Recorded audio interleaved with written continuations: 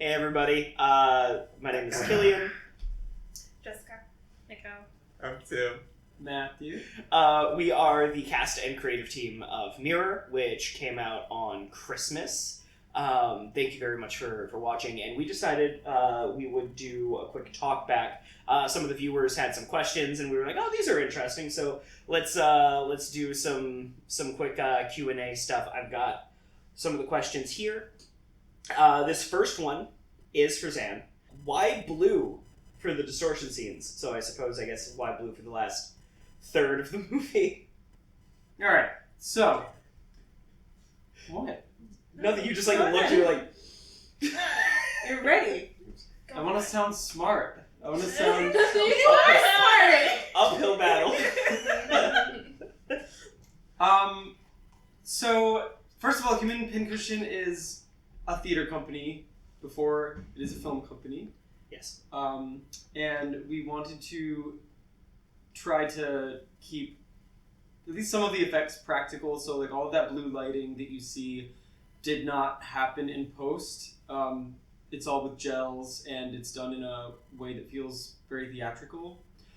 Also, as the three characters progress through the second half of the movie, they're increasingly feeling more isolated and trapped within their own brain and within their own psychology. And so we wanted to...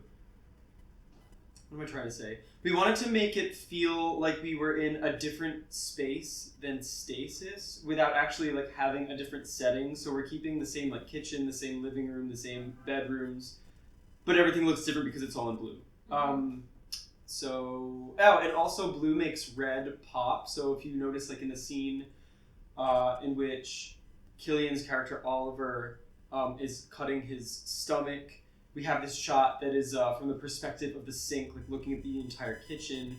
You can see the mirror, and we zoom into it, and the red around the mirror really pops. Also, it makes blood pop, and it looks really pretty. That's my answer. Cool. Second one, also particularly for you, although I guess anybody can answer.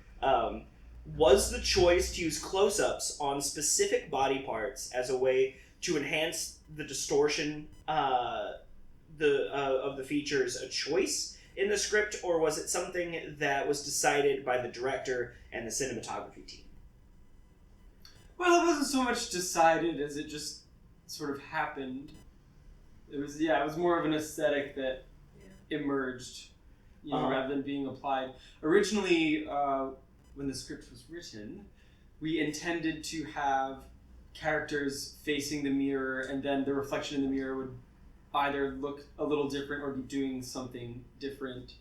And we ran into many challenges doing that. And so in the editing process, in order to make that work, we decided to lean into the psychology of the characters and imagine, what would it be that is going through all three of these people's heads.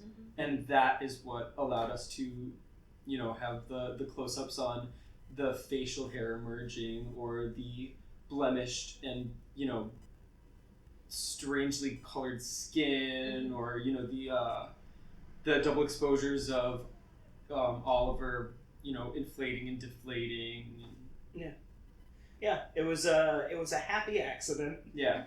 That I do not think the movie would be as good without. I think that the route that we were originally taking wasn't working. So this is a happy accident. Yeah. This next one is a writing question, which is, what were some of the writing challenges of creating such physically horrific moments in the film? I'm gonna let Tim start with this one. Oh, so what exactly was it? What were some of the writing challenges of creating the physically horrific moments in the film? I mean, I feel like immediately when you think about writing a movie versus something else, like a book. Anyone can write a book because you can literally make it up in your head and then write it out the way that you would explain it to someone, and then that's the story, right? Mm-hmm. So in the original draft, we had the note of trying to use a cheese grater or some kind of a potato peeler or something something you would just find in the kitchen and scrub your legs with or something like that. But with that comes, it's the technical side of things is like, how do we make, on a shoestring budget, practical effects that look as gnarly as they actually are. Mhm. And so we sort of had to simplify everything and find more horror in, like, I guess the idea of what was happening. Mhm. Like, suicide and self-harm is really scary. Mhm. And so I feel like making it more grotesque is really just torture porn at the end of the day. Yeah. Mhm. Versus really conveying something that more people watching this are going to relate to, or like know someone that's gone through something similar. And I think that is way scarier. So it was being more humble, I think, as a storyteller using imagery versus just telling a good story. Yeah. Yeah. Piggybacking off of that, to me, I found a lot of the thing was, it was going, all right, if we had unlimited money and unlimited budget, we could do so many things. Sure. We've got to accomplish this for $10 in camera. How do we do this effect? What effect can we do for very little money Mhm. in camera without a large crew present to help make it work? During COVID. During COVID. Mhm. And so what did we do? Like specifically talking about like the cheese grater thing that we like. Yeah. At first it was going to be a potato peeler, and Jess was like, "Nah." It's not gonna happening. Yeah. And so then it was the box cutter, and then we realized that didn't work because where did the box cutter come from? Right. And then it went to the mirror, and then it was like, okay, cool. So we can break a piece of mirror, and then use that to cut on. Like that is such a simple effect that can be done Yeah. to great effect. And I watched it with some people, and everybody, when you started cutting your arm, everyone was like, no. That first cut is so good, and that was one of the simpler.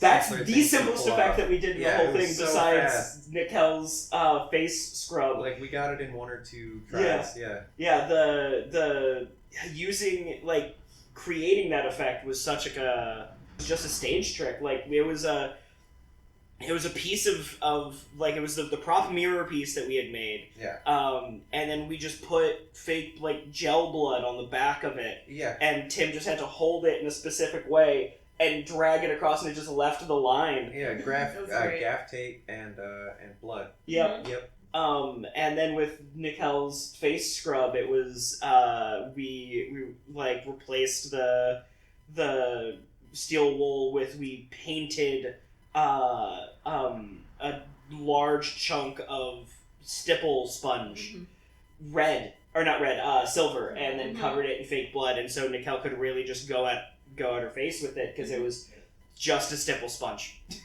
Like awesome. the two easiest effects to pull off. It was a nightmare to come up with them, like to think about it. But it was like, oh, this is how we do it. It's super simple. Duh. Yeah. So like, yeah, I guess for me the writing challenge was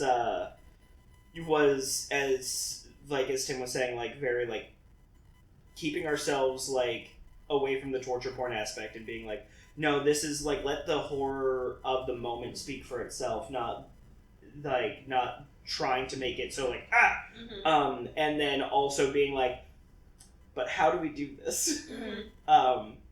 And then the second one is,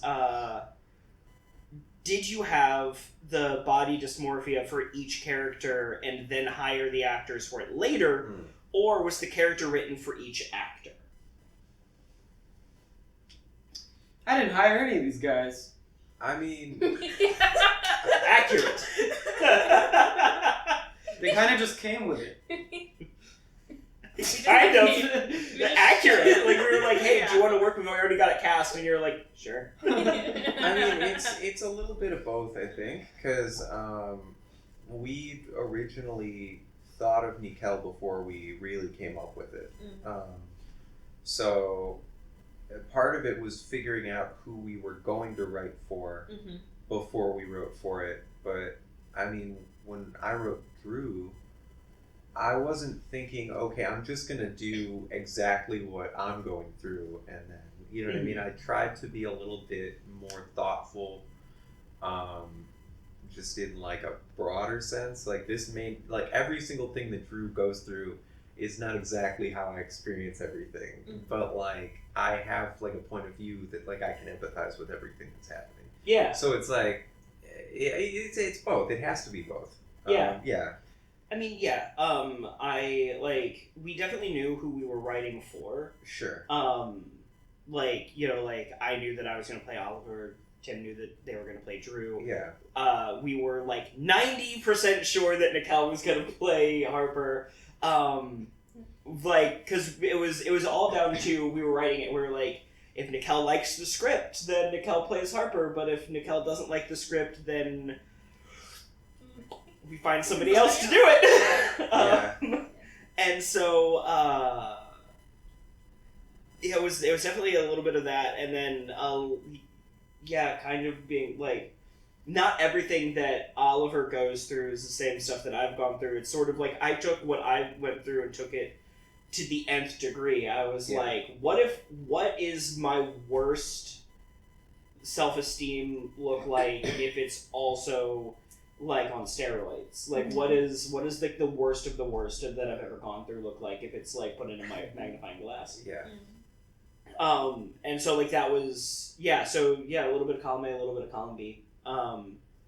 But a lot of column A, or like, sorry, a lot of column B, where it's like, we knew who we were writing for, so sort of tailoring it to everybody's, like, strengths, but also at the same time, like, you just gotta be able to do it. Like, that was, For sure. Yes. This is an everybody question. What was it like tackling the challenges that come with filming with a mirror? I mean, painting it, that was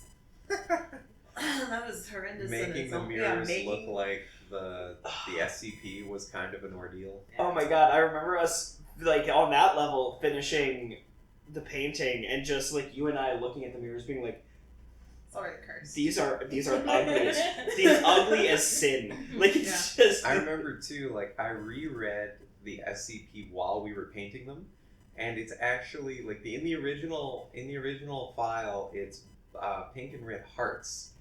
And it does change from person to person a little bit, so it's like there is variance, so it's like we were within the realm of, like, we were in the ballpark for sure, but the ease of buying a heart-shaped sponge and just pumping it out versus like the time that we took to get all of the dots the same size The Q-tips, and got it on a grid. Yeah, it's like for the time it took for what we did, we could have just knocked it out with like a much easier. Yeah. Had we just done something like that, like more accurate. It's really ironic how that works. Yeah, like we both forgot for a second. We were like, no, it's pink and red polka dots. And then as we were like doing the things, you were like, it actually says pink and red hearts. Actually, and Jess and I were both like, it's gonna be polka dots today. It's polka dots now. That's what it is. It's polka dots now. Y'all thought it was ugly?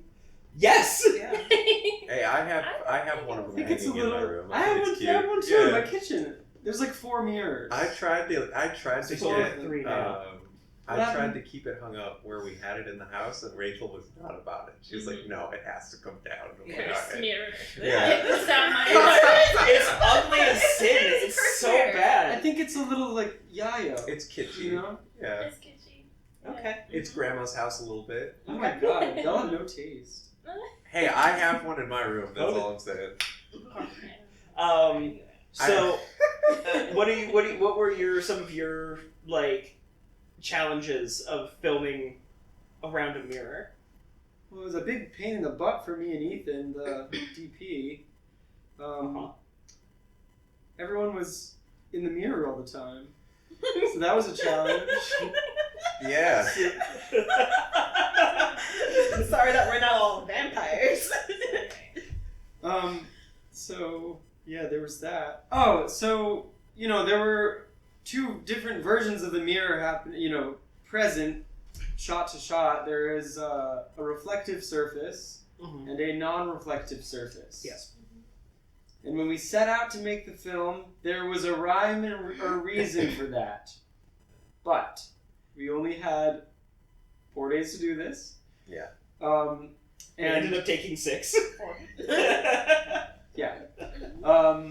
There was a delightful inconsistency with which mirror was on the wall at any given time. Yeah. And it ended up being a happy accident because now, I mean, at least when I view it, I see it and I think, oh, like, wait, does it not have a reflective surface? Is it this? Is it that? And it supports the idea that the mirror is not what it seems to be. Because it's a sign that says this is a mirror, you're a typo, it's not even a mirror at all. And so it's a little different for everybody. Yeah. Yeah. Did that answer the question? Is that what was asked? Yeah, sure. Okay. Sure. Did you have any particular challenges filming around a mirror, Nicole? I think the hardest part was filming the last scene where I'm cutting my face and I'm looking in the mirror and just like seeing the blood, and I think just trying to like stay in it, but I'm also looking at myself. I'm like, oh, am I doing this right? Wait, the blood. Oh. So I think like that was like the like most tackling thing like as an actor for me. It looks good in the film. Yeah. Your moment-to-moment work in that section where, you know, just the shot of the mirror and the blood is very good. No, Nikhil, I remember us doing a lot of, you know, over-the-shoulder shots. Even if we didn't use most of them, the ones that we did shoot, where you were looking in the mirror and doing your makeup or whatever, you weren't like directly in the mirror. You were kind of like to the left of it, looking at the frame. Yep. That was weird. Oh my god, that was always the weird thing. It's like, weird. can you step a little to the side and like Just look at the wall, but really it's gonna look like you're looking in the mirror, and I'm like, all right. Yeah. Acting questions. Haha, huzzah. First one is as the sun comes out. Was the material particularly challenging? Particularly challenging as like I don't know. Did you find the material particularly challenging to work on? I guess challenging, yes, in a sense of, you know, dealing with the topic of, you know, insecurities, which is something that like I face on a daily. Like most of my anxiety comes from me being insecure. So dealing with you know, a topic that's like feeling pressure to be perfect or to look good, and at the same time filming it and putting it on screen and just putting it out there, and just even looking at myself while we're filming, I was just like, I don't feel like I'm doing this right. I don't feel like I'm getting this. This is horrible. This is a mess. This isn't gonna look good. So that itself was challenging, but I think seeing the final product and seeing like what we made and the beauty in that was totally worth it. And I'm so thankful that you guys included me in this. I'm iffy on whether or not we should have included you. Well, you know. I'm just kidding. You can always do a remake and just... Yeah. And this mop will be playing the role of Harper. We'll get Dahlia to play Harper. Just Dahlia balanced on the end of a mop, and it's just like, who's that? They're killing it. Yeah. For those who don't know, Dahlia is the goldfish. Can I ask Dahlia's- a question? Yeah, you can ask me a question. So yeah, was there any like particular significance for you, the director, with the fish, other than it just being pretty? Yeah.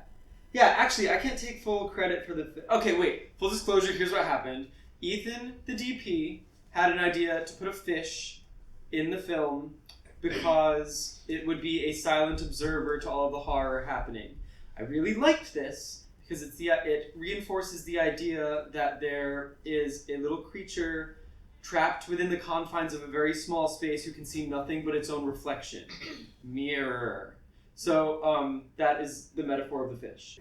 That was my question, because I remember not being skeptical of it, but just not getting it right away. Yeah. It was just like, okay, more B-roll of the fish, let's go. Like, we have downtime. It ended up saving scene 4 because there was nothing to cut to during part of the conversation. So we just cut away to Dahlia, and it's just like, all right.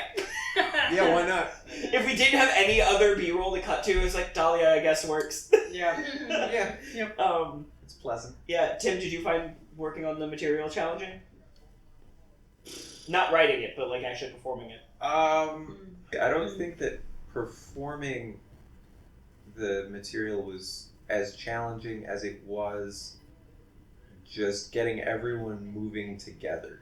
Yeah. I think that was the big thing, because it's like the way that we wrote it was pretty raw. Like, it wasn't a lot of reading into it and like doing a lot of really deep digging with you know, like the why am I here, what am I doing, kind of like acting school stuff. It was like pretty what it is what it is.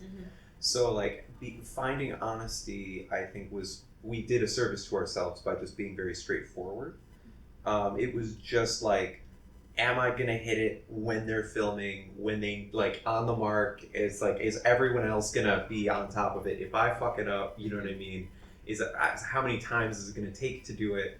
So it was more of a team sport for me. It was just making sure everybody was like in the place that they wanted to be when they wanted to, and that knowing that we nailed it when we got it. So it's like it's more complicated question for me, because like we were helping produce the thing. So it was like I was like back smoking. Like I started smoking again. Like every like 20 or 30 minutes, I would just run outside and just like I'd be running lines and just like being prepared for stuff that I didn't even know if we needed to do that day. So it's like the job was super difficult, but like the work was very simple. Like I think we did a really good job like laying out a pretty straightforward script. Yeah. Right. Yeah. How did you two separate yourselves during filming from the producer-writer role when you were about to act? I mean, I know for me, it was like Tim and I talked about this. For me, I had a little bit of a harder job with it because, like, I was on set the person that was always like the troubleshooting guy. So, like, when something was going wrong, or like you needed to check the lighting or check the gate or check something, I was the one that was being gone to. Even when like as soon as we hit like said action, I had to step in front of the camera. So for me, my separation literally it was like I just had to be like. Had one moment where you were like action, and I was just like, whew, and then it was just like acting school 101 for me. It was like objective verb. That's all I had time for, because I didn't get a lot of time to like an actor prepares for any scene ever. So for me, the whole time it was just like, what is my objective and how am I going to accomplish this? And like literally just like that was it. So there was just like there would just be a moment where you'd be like rolling or doing like everybody would be like doing their pre-action thing, and I would just like have a moment where I would just take a deep breath, like, and then sort of push everything to the back of my brain and just be like, cool, this is like nothing else matters. The only thing that matters right now is what I need in this scene here. That's sort of how I did it, is I was just like, had to shut everything in a box, and then as soon as it was like we were done, I was like, cool, was that shit? Like, Did it work? It's really commendable and impressive that you were able to wear so many hats at once. Yeah. Especially with it was a ridiculous pile of hats. I started with a small hat, and then it ended up perching the biggest hat on top. The big foam cowboy hat. Yeah, on the top, and it was top heavy and unwieldy. It was difficult to get through doorways. Had to do a lot of crouching. So if anybody wants to know what it's like to work with me, that's it. It's just Zan. Tim, what was? Do you have a? I'm just separating like the jobs. I guess, yeah. I mean, I'm a super frenetic personality. Like, I'm always working on something else. So I feel like I did have a little bit more downtime in general, but like I just really, really focused on being as cold as possible. Like, that's always been my deal, is like just be as memorized as possible, so it's like you can't get tripped up. Like, even if you're improvising or you like are coming up with something on the fly, it's like you know exactly where you're going. So it's like knowing that you can trust the people in the room. It's sort of the same answer to what I was saying earlier. It's like it's not as much about me as it was knowing that I could trust everybody like in the room with me. And so it's like just having that, like, it was just kind of like I was kind of cool flying off the cuff a little bit. Yeah. Cool. Next one, also an acting question. What was it like to work on something with this particular set of emotion, or this like kind of emotional subtext? Which I think you like already touched on a little bit. But if you wanted to like expand on that, or if you had any other thoughts. Very emotionally draining. Definitely put a lot into this. I mean, not that I haven't ever, put my emotions or personal, input into a project, but I think this is the first time that I've dealt with something that hit like really close to myself personally, and just bringing that out was really hard. Sorry, so yeah, I think that's it. Tim? Mikhail. Mikhail, thank you for that. Yeah. And thank you for going there, because it was really very easy on set to work with you. You're fucking great. Have to do a lot, so and it's rare to have someone come in with that kind of courage to be that vulnerable. So thank you.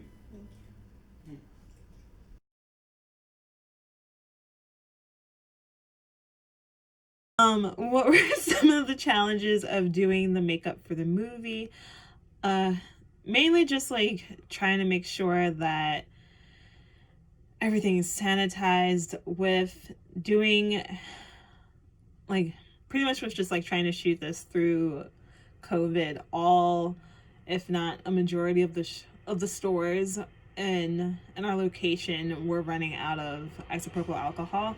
So not only did I need that to sanitize the makeup brushes, but basically to just like do a majority of the prosthetics. So that was a bit difficult. And also just like underplaying the amount of blood we need. Like at some point we definitely ended up having to make blood, with more so like Killian ended up having to make the blood. But yeah, it was a lot. We needed a lot of blood and alcohol, and anyway, we got through it. That's all that matters. We got through it. What effect was the hardest to build? That would honestly come down to the blood pump. So the blood pump was more so used for Drew's character after they like slice open their throat. We didn't really get that initial shot, but it was fun. It was great. We still got to use the blood pump for a lot of other scenes, but it was a fun experience. And Killian, I'm pretty sure Killian still has it, so hopefully they'll be able to get more usage out of it. Thank you, Jess, for recording your answers a second time. And thank you all for watching and sharing Mirror. Your support has been heartwarming, to say the least. If you like what we do and want to see more, please like, comment, and subscribe. Not only does it help us know what kind of content you want to see more of, but it helps more people see the channel, which is unbelievably helpful. If you want to help us make more content, we have a Patreon where you can get exclusive content as a thank you for helping us grow. In addition, all of our patrons get a shout out at the end of our videos. Speaking of, thank you Heather Frost and Paisley Noir for your help. We also have a GoFundMe. If you want to help us make more content, but don't feel like a monthly contribution, then our GoFundMe is a good place to help. Any proceeds we get from either our Patreon or our GoFundMe go into helping us make more content, as well as to pay those that help us make the content. Once again, thank you all for watching, and thank you for your support.